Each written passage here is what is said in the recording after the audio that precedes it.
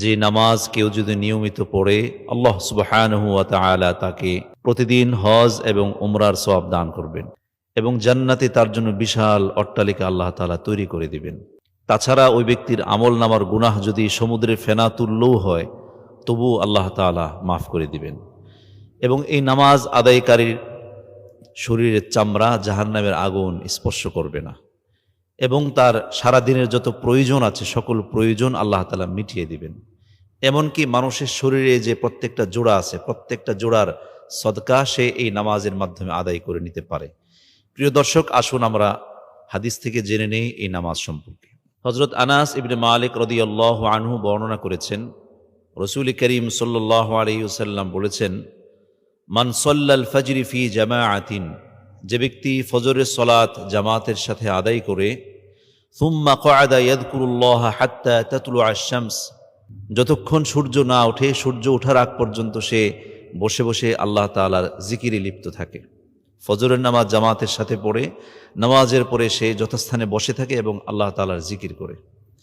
তারপর সুম্মা সাল্লা রাকআতাইন, সূর্য ওঠার পরে 2 রাকাত নামাজ আদায় করে, কানাত লাহু কাআজরি হাজ্জাতিন ওয়া উমরাহ, এই নামাজের মাধ্যমে তার আজর হচ্ছে, পুরস্কার হচ্ছে একটি হজ এবং একটি উমরার সওয়াব। আলহামদুলিল্লাহ। রাসূল আরো বলেন, তাম্মাতিন তাম্মাতিন তাম্মা, মানে হচ্ছে পূর্ণ হজ এবং উমরা, পূর্ণ, পরিপূর্ণ পরিপূর্ণ পরিপূর্ণ। পরিপূর্ণ শব্দটা রাসূল 3 বার বলেছেন যেন শ্রোতারা বুঝে নিতে পারে যেটা নিশ্চয়তা কতটা বেশি। রাসূল করিম সাল্লাল্লাহু আলাইহি ওয়াসাল্লাম বলেন, যে ব্যক্তি ফজরের নামাজ জামাতের সাথে পড়ে সূর্য ওঠার আগ পর্যন্ত বসে বসে আল্লাহর জিকির করে তারপর 2 রাকাত নামাজ আদায় করে, এই 2 রাকাত নামাজের আজর মানে পুরস্কার বিনিময়ে আল্লাহ তাআলার কাছে সে পাবে একটি হজ এবং একটি উমরার সমতুল্য। রাসূল বলেন পূর্ণ হজ এবং উমরার সমতুল্য। তার মানে হলো এই, আমরা যদি হজ করতে যাই, হজ করতে মনে আমাদের চাইলেই কিন্তু আমরা হজ করতে পারি না। টাকা থাকলেও পারে, বিভিন্ন ধরনের জটিলতা, কাগজপত্র, ভিসা, তারপরে আপনার পাসপোর্ট সহ বিভিন্ন ধরনের ঝামেলা পোহাতে হয়। কিন্তু ঘরে বসে অল্প পরিশ্রমে অল্প সময়ে প্রতিদিন একটি হজ এবং একটি উমরার সওয়াব আল্লাহ তাআলা দান করেন। অন্য হাদিসে এসেছে, মুআজ ইবনে আনাস আল জুহনি রাদিয়াল্লাহু আনহু বর্ণনা করেছেন, রাসূল করিম সাল্লাল্লাহু আলাইহি ওয়াসাল্লাম বলেন, মান ক্বাদা ফি মুসাল্লাহু হিনা ইয়ানসরিফু মিন সালাতিস সুবহ, যে ব্যক্তি সকালের নামাজ মানে ফজরের নামাজ আদায় করে তার মুসল্লায় বসে থাকে, হাত্তা ইউসাব্বিহা, অতঃপর সে আল্লাহ তাআলা তাসবিহ পড়ে, সুবহানাল্লাহ, আলহামদুলিল্লাহ, লা ইলাহা ইল্লাল্লাহ, আল্লাহু আকবার, এ জাতীয় তাসবিহগুলো পড়ে। তারপর রাকাআতাই দুহা, 2 রাকাত নামাজ পড়ে, যেটাকে সলাতুদ দুহা বলা হয়। অনেকে এটাকে ইশরাকও বলে, তো ইশরাক হোক দুহা হোক কোনো অসুবিধা নেই, মোট কথা হচ্ছে 2 রাকাত নামাজ। রাসূল বলেন, লা ইয়াকুলু ইল্লা খায়রান, ফজরের নামাজ এবং সলাতুদ দুহার নামাজ এর মাঝখানে সে ভালো ছাড়া কোনো মন্দ কথা বলে না। জিকির আজকার তো করে, যদি কথা বলার প্রয়োজন হয় মন্দ কথা বলে না, ভালো কথা বলে।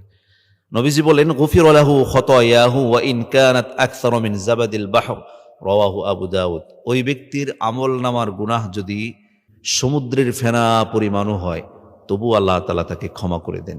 আলহামদুলিল্লাহ।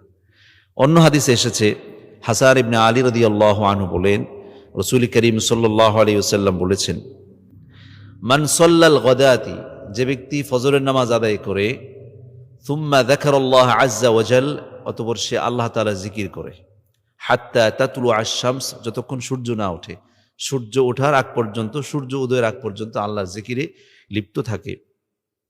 সুম্মা সাল্লা রাকআতাইন, 2 রাকাত নামাজ আদায় করে, আও আরবা রাকআতিন, অথবা 4 রাকাত পড়ে, 2 রাকাত অথবা 4 রাকাত পড়ে, লাম তামাসসা জিলদাহুন নার, রাওয়াহুল বাইহাকি, জাহান্নামের আগুন তার চামড়াও স্পর্শ করবে না।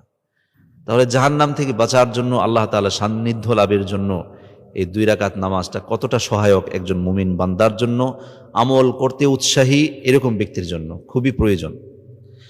আবু দারদা রাদিয়াল্লাহু আনহু বলেন, রাসূল করিম সাল্লাল্লাহু আলাইহি ওয়াসাল্লাম বলেছেন, ইন্নাল্লাহ আযজা ওয়া জাল্লা ইয়াকুল, আল্লাহ সুবহানাহু ওয়া তাআলা বলছেন, এটি হচ্ছে হাদিসে কুদসি। আল্লাহ বলেন, ইবনা আদম, হে বনি আদম, আদম সন্তান, লা তা'জিজান্না মিন আরবাইন রাকআতিন মিন আউয়ালিন নাহার, দিনের শুরুতে 4 রাকাত নামাজ পড়তে তুমি অক্ষম হইও না। অর্থাৎ তুমি ব্যর্থ হইও না, তুমি 4 রাকাত নামাজ পড়ে নিও। কি হবে? আকফিকা আখিরাহ, রাওয়াহু আহমদ। দিনের শেষে আমি তোমার সকল প্রয়োজন পূরণের জন্য যথেষ্ট হয়ে যাব। তাহলে আমাদের জীবনের প্রত্যেকের জীবনে চাহিদা আছে, প্রয়োজন আছে, হাজত আছে। প্রত্যেক মানুষের এক একজনের প্রয়োজন এক এক রকম। তো আল্লাহ তাআলা আমাদের সাথে এখানে ওয়াদা করছেন, হে বান্দা, তুমি দিনের শুরুতে 4 রাকাত নামাজ আদায় করতে অক্ষম হইও না। যদি এটা পড়ো তাহলে সারা দিনের জন্য আমি যথেষ্ট হয়ে যাবে, দিন শেষে তোমার প্রয়োজন আমি মিটিয়ে দেব। এর জন্য ইয়াকিন নিয়ে, বিশ্বাস নিয়ে এই নামাজটা পড়া উচিত, 2 রাকাত অথবা 4 রাকাত। বুরাইদা রাদিয়াল্লাহু আনহু বলেন, রাসূল করিম সাল্লাল্লাহু আলাইহি ওয়াসাল্লাম বলছেন, ফিল ইনসানি 360 মাফসিলা, প্রত্যেক মানুষের শরীরে 360টি জোড়া বা গ্রন্থি রয়েছে। ফাআলাইহি আইয়াতাসাদদাকা আন কুল্লি মাফসিলিন মিনহু বিসাদাকা, প্রত্যেক জোড়া অথবা গ্রন্থির সুস্থতার নিয়ামত স্বরূপ প্রত্যেকটা জোড়ার বদৌলতে সদকা করা উচিত। রাসূল বলেছেন, মানুষের শরীরে জোড়া আছে 360টি, 360টির জন্য 360টি সদকা করা প্রত্যেকটা মানুষের জন্য জরুরি। সাহাবায়ে কিরাম এই কথা শুনে বললেন, ক্বালু, তারা বললেন, ওয়ামান ইয়াতিকু যালিকা ইয়া নবী আল্লাহ, হে আল্লাহর নবী, কে পারে, কার পক্ষে সম্ভব দৈনিক প্রতিদিন 360টি সদকা করা? রাসূল বলেন যে আন নুখাআতু ফিল মসজিদি তাদফিনুহা, মসজিদে যদি থুতু পড়ে থাকে, ময়লা তো পড়ে থাকে, সেই ময়লা যদি কেউ সরিয়ে ফেলে তাহলে এটাও একটা সদকা। শুধু টাকা দান করাটাই সদকা না, মসজিদ থেকে কেউ যদি ময়লা পরিষ্কার করে এটা একটা সদকা। ওয়াশাইউ তুনাহিহি আনিত তরিক, রাস্তার মধ্যে থেকে কেউ যদি কষ্টদায়ক বস্তু সরিয়ে দেয়, যেমন রাস্তার মাঝখানে একটা ইট পড়ে আছে, একটা কষ্টদায়ক বস্তু পড়ে আছে, রাস্তাটা ডাল পড়ে আছে, যেমন ধরুন প্রচন্ড তুফান হলো অথবা কোনো কারণে একটা গাছের ডাল ভেঙে পড়লো রাস্তার মাঝখানে, যার কারণে উভয় পাশের মানুষগুলো যাতায়াতে সমস্যা হচ্ছে, 2 পাশে গাড়ি আটকে আছে। আপনি যদি অথবা কয়েকজন মিলে যদি রাস্তার মধ্য থেকে এই কষ্টদায়ক বস্তুটা, এই ডালটা, এই গাছের অংশটা সরিয়ে দেন, এর দ্বারা আপনি সদকার সওয়াব পাবেন।